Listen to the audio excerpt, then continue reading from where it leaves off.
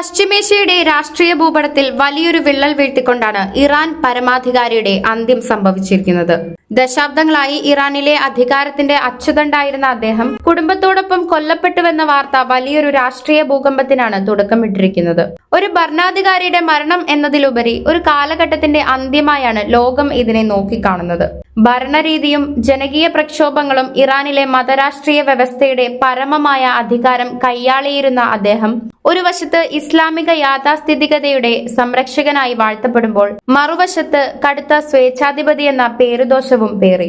വിയോജിപ്പുകളെ അടിച്ചമർത്തുന്നതിലും സ്വന്തം പ്രത്യയശാസ്ത്രത്തിന് വിരുദ്ധമായ ശബ്ദങ്ങളെ നിശബ്ദമാക്കുന്നതിലും അദ്ദേഹത്തിന്റെ ഭരണകൂടം കാണിച്ച കർക്കശമായ നിലപാട് നിരവധി തവണ ഇറാൻ ജനതയെ തെരുവിലിറക്കി. ഹിജാബ് വിരുദ്ധ പ്രക്ഷോഭങ്ങളും ജീവിത സാഹചര്യങ്ങൾക്കെതിരായ പ്രതിഷേധങ്ങളും അടിച്ചമർത്തപ്പെട്ടപ്പോൾ ഭരണകൂടത്തിന് ജനങ്ങളിൽ നിന്ന് അകലം കൂടി വരികയായിരുന്നു. ഇസ്രയേലും അമേരിക്കയും ഒത്തുചേർന്ന് നടത്തിയ ഈ ആക്രമണം കേവലം ഒരു സൈനിക നീക്കമല്ല, മറിച്ച് ഇറാനിയൻ സ്വാധീനത്തെ പൂർണ്ണമായും തകർക്കാനുള്ള ബോധപൂർവമായ ശ്രമമാണ്.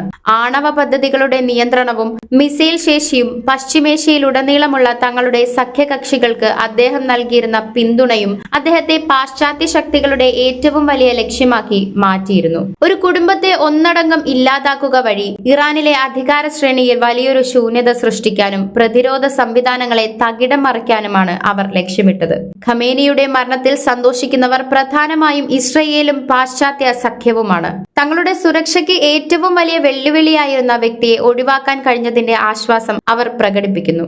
എന്നാൽ ഇറാന്റെ വിശ്വസ്തരായ സഖ്യകക്ഷികൾക്കും അദ്ദേഹത്തിന്റെ പ്രത്യയശാസ്ത്രത്തിൽ വിശ്വസിക്കുന്ന ലോകമെമ്പാടുമുള്ള അനുയായികൾക്കും ഇത് കനത്ത ആഘാതമാണ്. ഇറാനിലെ ഒരു വലിയ വിഭാഗം ജനത ഭയത്തിന്റെയും അനിശ്ചിതത്വത്തിന്റെയും നടുവിലാണ്. ആശ്വാസത്തിനും അഗാധമായ വേദനയ്ക്കുമിടയിൽ ലോകം രണ്ടായി പിളർന്നിരിക്കുന്നു. ഈ വധം പശ്ചിമേഷ്യയെ കൂടുതൽ അസ്ഥിരതയിലേക്ക് തള്ളിവിടുമെന്നത് തീർച്ചയാണ്. News desk ZECO news.